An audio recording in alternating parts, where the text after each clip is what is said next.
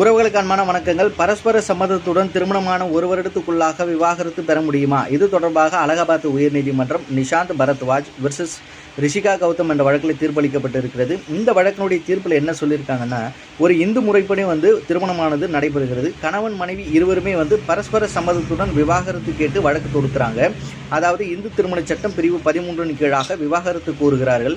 அப்போ இந்த விவாகரத்தை நீதிமன்றம் அனுமதிக்கிறதா என்று பார்க்கும் பொழுது அலகாபாத் உயர்நீதிமன்றம் என்ன சொல்லிட்டாங்கன்னா, இந்து திருமண சட்டம் பிரிவு 14 கீழாக திருமணமாகி ஒரு வருடத்துக்குள்ளாக பரஸ்பர சம்மதத்துடன் விவாகரத்து கேட்டு ஒரு வழக்கை கேட்டாலும் அதை இந்த இந்து திருமண சட்டம் பிரிவு 14 இதை அனுமதிக்காது. ஏன்னா திருமணமாகி அவர்கள் ஒரு வருடம் முடிந்த பிற்பாடே அந்த பரஸ்பர சம்மதத்துடன் கூடிய விவாகரத்து மனுவை அவர்கள் தாக்கல் செய்ய வேண்டும். பிற்பாடு தான் வழக்கு விசாரணைக்கு எடுத்துக்கொள்ளப்படும் என்று இந்த வழக்குடைய தீர்ப்பில் சொல்லியிருக்காங்க. நன்றி.